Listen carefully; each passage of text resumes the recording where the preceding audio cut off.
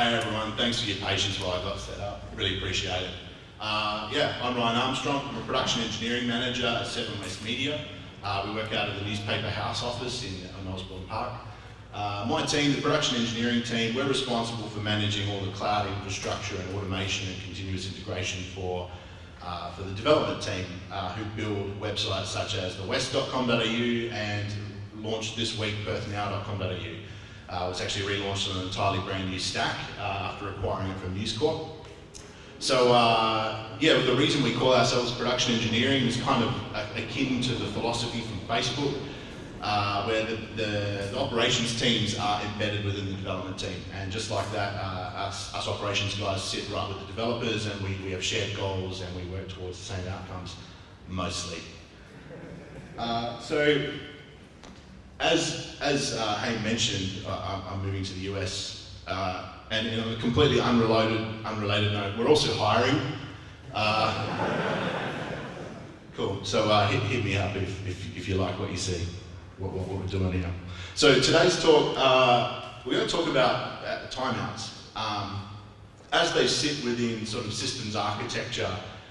And some of the problems that come out of it. What I was really hoping to do today was like really dive deep and give you some really simple rules to configure your timeouts right and nothing would ever go wrong. But the more I experimented and sort of built demonstrations, the more I found that there's so many variables that there is no true prescription. So what I'll do instead is kind of just, let's just talk about timeouts, let's just spitball and hopefully you get the juices flowing and get you guys thinking about the kind of things that can go wrong, the kind of things that can go right.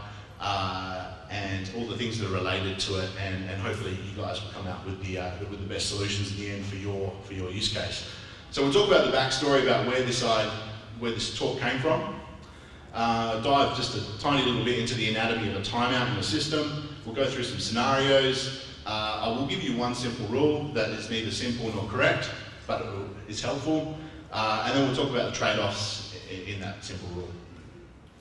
So the backstory is that back in May this year, for the west.com.au, we had a pretty serious outage that resulted in a subset of the content on the site no longer serving. We found the root cause. I wrote up a blog post about it. You can dive in and have a look, please do. On cavaliercoder.com, shameless spruik. And one of the complications we found in here was that because we had misconfigured our timeouts, the error information we were getting about the problem was highly convoluted, and it actually took us a lot longer to diagnose than it should have because the errors were leading us in many different directions. That was because our timeouts weren't in order. So I wrote up this post and made a little footnote at the bottom saying make sure you configure your timeouts right. A guy named Paul Hammond was fortunate enough to read the article and sent me an email sort of saying, it's a great article, you could do well to do a canonical blog entry on timeouts, I think, complete with sequence diagrams and perhaps a simulation.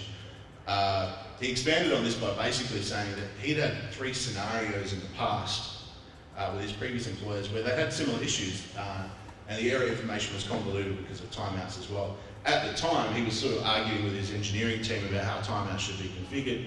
And they couldn't reach a consensus, and unfortunately there was no sort of material online to say, hey, just do this. So this was an attempt to maybe say, hey, just do this. And that attempt failed, so instead we're just going to talk about the complications of timeouts.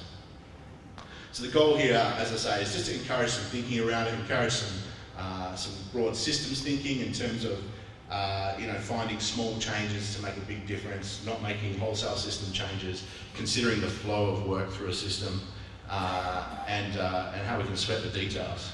Oh yeah, wrong one, this one.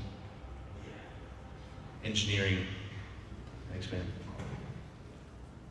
So when I talk about a system, it's pretty easy to jump straight to like microservices or a distributed system. Like this one, we could have a front end there with back-end API servers, with back-end databases, with look-aside caches, with storage layers underneath it. It can get pretty complicated. It's not going to be very helpful for this talk. So we'll make things a little bit simpler, an end-tier sort of application where there's just a front-end, back-end with business logic, and then maybe a database. Same principles apply. You might think, hey, my use case is actually really simple. I just have this monolithic app server. I don't really need to worry about timeouts. I kind of want to challenge that thinking and just say, what are you not thinking of? Yeah, if you've got a CDN in front, a web application firewall, intrusion prevention, a router, a traditional firewall, you've got load balancers behind in front of the app server. And even within the app server, maybe you've got the database co-located with it, and there's still going to be TCP timeouts. Also, you've got software timeouts like the TCP stack on that machine. So anatomy of a timeout, within a system, there's two major concerns. One is the client saying, how long do I wait for the server to respond to a given request? And the server saying, how long do I allow a client to send a request? We're going to dive mostly into the client side of things. And the demo that I've got for you is a client sending back-end service requests and timing out on those. They both matter, but for very, very subtle reasons, and we'll hopefully highlight some of those. So, anatomy of a timeout. Nothing's ever as simple as it looks on the surface. So, by example, for a simple HTTPS timeout, or a simple HTTPS request, let's say a round trip, we've got to think about timeouts and DNS name resolution. There's a TCP handshake, there's a TLS handshake for HTTPS. There's the time it takes to request for the client to send the request headers, and then the request body. And then there's time to first byte where the server starts responding, and then of course the transfer of the response from the server.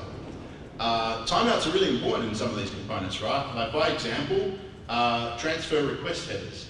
If your server allows a client some unlimited amount of time to send those headers, that's a really bad DOS vulnerability, right? Like they can just send you a whole bunch of open connections and never transfer headers, and your server will just sit there waiting for the headers to come through.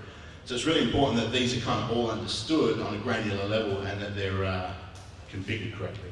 As well as understood at the aggregate, right? Like on top in terms of how long do I want to allow this request and all of its subcomponents to take. So we'll start by talking about, I'm just going to interject here for a sec. Like, I love interactive talks. So if you guys have got questions or disagreements, just like yell them out and I'll keep going. Nah, please, I'd love some feedback, that'd be great. So the first anti-pattern I want to talk about is default timeouts. And this is the one that caught us, this is the one that's caught me the most in the past, is where we install the software, we worry about configuring it to talk to the right database, and we don't think too much about the statement timeout or the keep alive timeout or any of these sorts of things. We just go with the same defaults. And typically those defaults are really high, right? They're kind of optimized for error reduction. So like whoever packaged the software and built that default config, they want to ship it so that when you run it, you're not going to get errors straight away for healthy requests. So they make it nice and generous. And they're kind of like worst case. So this little graph right here is written in GraphViz, right? I was hoping to show you this, but I might not be able to get the displays quite right. And we've got these timeouts here, 30 seconds between the load balancer and the reverse proxy, 60 seconds to the app, and then unlimited to the database. These numbers were actually pulled from actual software. So in Postgres, statement timeout by default, unlimited, there is no timeout. Nginx talking to a back-end proxy, talking to a back-end server when it's acting as a proxy, default is 60 seconds. And the Amazon ALBs talking to a back-end server have a 30-second timeout. So this is written in GraphViz. I've got a little Fabric script here that I'm going to run on the other screen to actually deploy this config to AWS, and it's going to look great on this screen.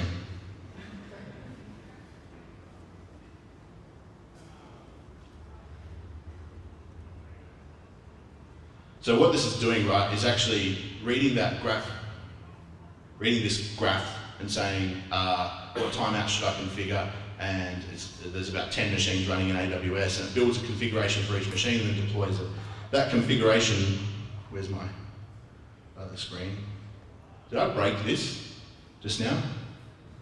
No, great. That configuration is going to say one of these nodes is now a load balancer and is talking to a reverse proxy. That reverse proxy is now a reverse proxy and is talking to the app server. Each of them are just running a little service I wrote affectionately named latency D, which does one thing. It like spins on the CPU for a little bit, computing some hashes just to generate some CPU-bound load. And then it also talks to a number of backends. So it will just send when it's finished, it will send a request to another node in the network, and which will just do the same thing, and it might have other nodes. In this case, the load balancer talks to the reverse proxy, etc. I hope that makes sense. And what we end up with is a nice little cascading request, and we can see what it does. In fact, I can show you that on this screen. So that's deployed. Let's go up here and go back to the correct slide. And this guy. This is the response from the server. There's a load balancer, request to a reverse proxy, the reverse proxy, request from an app server, and the app server request from a database. Alright, now let's break it. So these are all using default timeouts, generating a tiny little bit of load. So I want to run a benchmark on it. I'm going to use Apache Bench, and we're just going to see what sort of results it spits out. So Fab Bench, looks great on this screen.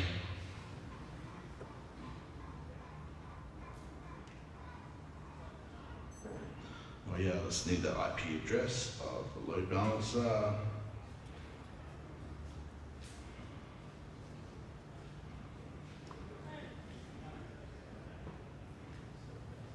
Alright, I'm smashing that thing now. Apache Bench is going to spit out a nice little text file with the statistics of that 5-second benchmark. And we're going to come back over here and reload this page. And it's impossible to read. Is that readable at the back? If I zoom in, I bet it will ignore me. Alright, how's that?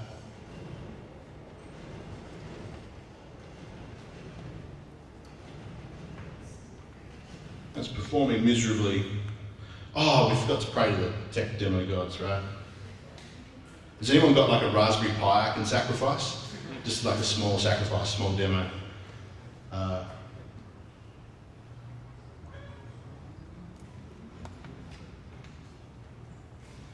I know why it's misbehaving.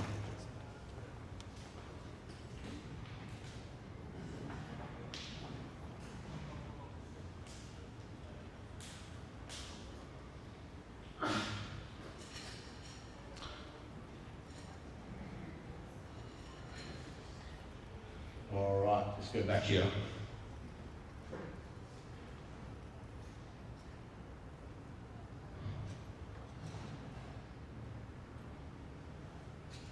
Oh man.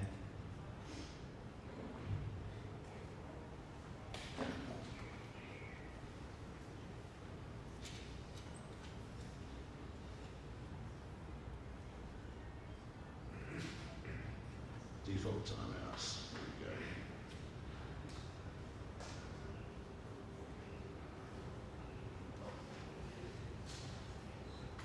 Oh yeah, I forgot to run the bench again.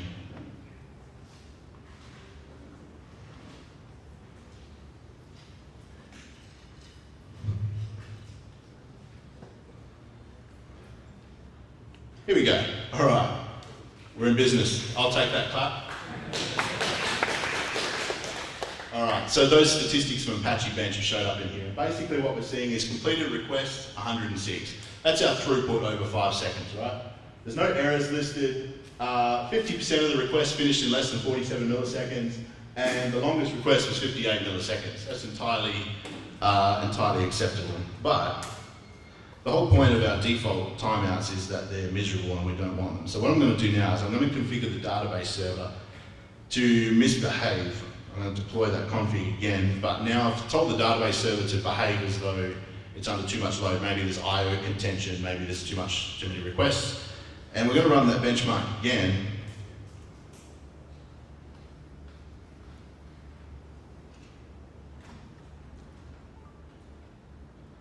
And if we refresh, this is what we were seeing before, right? Before I messed everything up. We only got 4 requests through. Throughput was really, really low. Again, there was no errors, but our request time spiked out to nearly 2 seconds for the longest request. And this is 5 seconds, right? So imagine in a production load, you've got all these requests taking 5, 6, 7 seconds, and your throughput's incredibly low. At some point, the rest of those requests are going to get dropped, and it's a bad experience for everybody. Also, you've got all this load in your system that's in an unknown state. Like, We don't want those requests in our system. We want to get rid of them and block them at the entry point so that our systems have capacity to serve good traffic and so that we don't have unknown things going on that we don't know how to fix. This guy. So,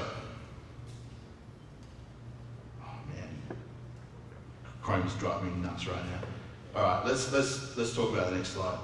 So, another interesting point here is that if we look at the request again, now that it's under really bad load,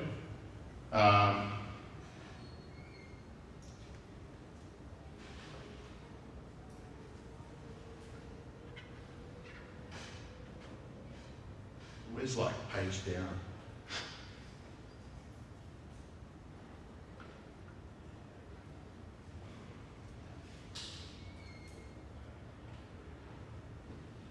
It's not failing.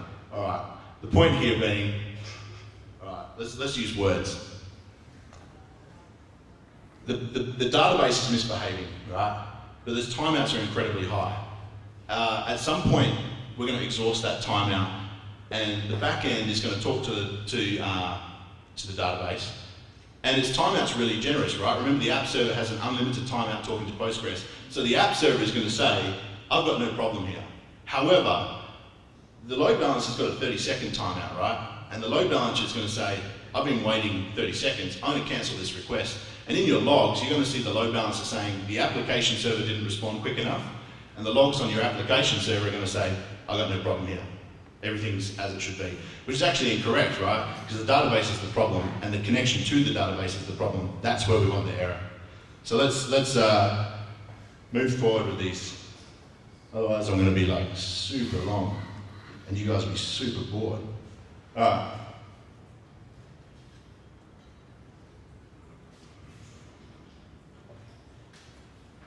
So the next scenario of bad timeouts is, I've called it aggressive timeouts. More accurately, we should say localized, like locally optimized timeouts. And this is probably an anti-pattern that we do when we're not thinking about the system as a whole. We sort of say, all right, my database requests, looking at the logs, I can see like the longest query we've ever had was 60 milliseconds. So I'm going to make my database query timeout 61 milliseconds, right? So that all healthy requests come through. So that's great. And then we're going to go to the load balance and we're going to say, all right, all web requests come back in like 10 milliseconds. So I'm going to make it 10 milliseconds.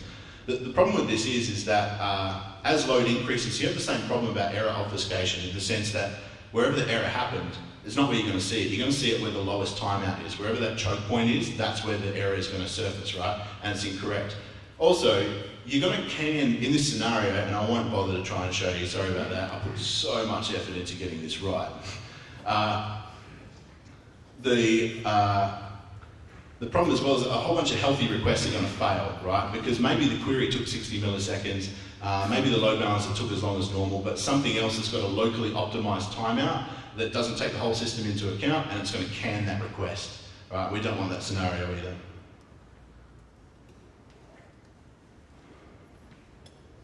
Let's not bother with the benchmark. So the last anti-pattern here probably is like equal timeouts, where we just set everything equally. We go, all right, so a standard request takes 1 second, so we'll set 1 second timeouts in every component in the system. Look, it'll kind of work in that it won't squash healthy requests. The same problem. As soon as you have an unhealthy request, I/O contention on the database, unhealthy host behind the load balancer, as soon as that happens, those timeouts are going to peak, and again, it's going to be in the wrong place, right? And also, when it comes to throughput, in terms of like the number of requests you can handle, as the time for each request increases, they're going to time out in different places, right? Because there's a bunch of variance in those requests. So some might take 0.9 of a second, some might take 1.1, and depending where that contention is in the system, that's where the error is going to show up. That's not where it belongs. Let's not worry about benchmark. Hey, what time does my thing finish? Hey, thanks, man. All right, so the one simple rule, right, that's going to get you out of a lot of these pickles is that the timeout for any given component should be greater than the maximum healthy request time of all of its dependencies, right? So the web server has all these dependencies. It needs to talk to a backend API. Maybe it's got 2 round trips.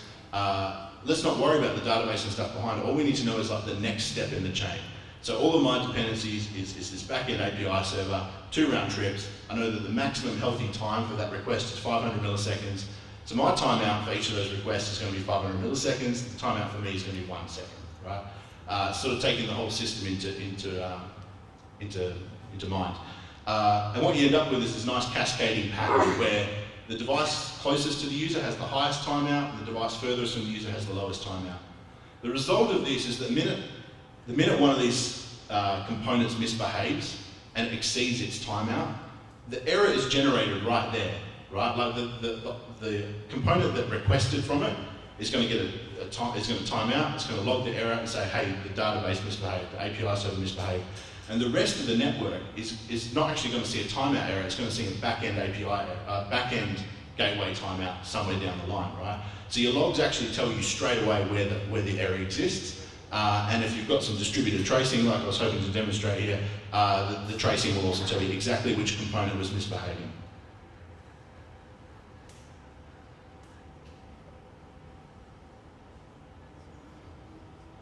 All right.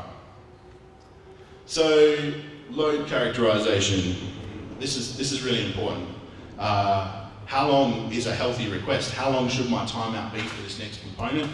Is a really difficult question because there's so many variables in terms of the load characterization. So, by example, there's a list of things. Let's talk about variance in requests. So, some requests come back really, really quickly, like in our case, when we're requesting an article for the website, it comes back nice and quick.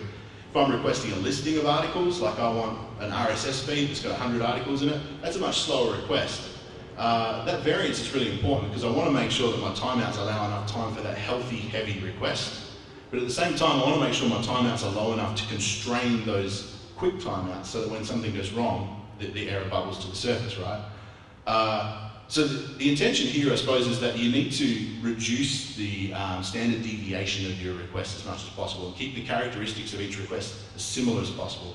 A great example of this is, which is a great pattern out in the wild, is like isolating dynamic requests from static requests for HTTP servers, right?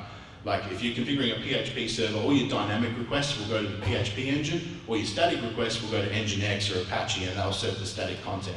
So both of those tools can be optimized for their workload characteristics, right? We don't have to worry about those two both being configured the same, which they should not be. Another example, which is becoming a more frequent problem now, is concurrency. So traditionally, a request would be sequential. I'd send the server would accept the request, it would service that request, send the response, and then grab the next request.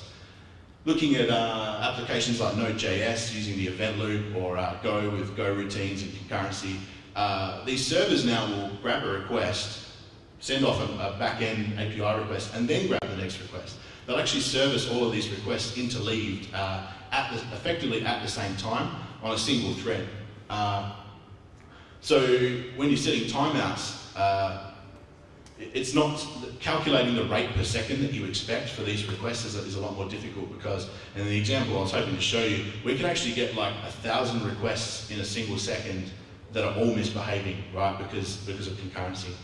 It's further compounded by parallelism, right, with multi-core machines. So these machines are not servicing one request at a time or even one thread of concurrency. There's a plethora of things, right? Maybe I won't go into them now, but let's have a chat. So the point here being, the simple rule I've given you is going to help with like not thinking too deeply about timeouts and just getting a baseline configuration before you really understand your system. But there are no simple rules. So it really helps to understand the workload characteristic, how you expect your system to behave and all the different components to interact. And there's trade-offs. So a lot of what we've been talking about around timeouts is to cancel early. If something misbehaves, let's cancel the request. That works great for web servers where you want to service as many users as possible. It doesn't work so great for banks where you're doing financial transactions. So we want to have a different approach. Maybe we want to decouple the request from the response using a message queue asynchronous workflow. So you've got to take all these things into account. Finally, like this is a cache cry of mine, everything must be bounded. There shouldn't be anything in your system that is allowed to misbehave for as long as it pleases. There should be timeouts on everything, and the minute something misbehaves, you either want to stop that alert, stop that request in its tracks so that there's capacity for healthy requests, or you want to at least alert on it and say, hey, these requests are taking too long. So, thank you for your patience with the demo side of things. I know it's a risk, and I wanted to take that risk, so I was like, man, I'm gonna practice this and get the tech right, and it didn't work. So thanks for your patience with that. Hope you guys still got something out of it, and I'll take questions.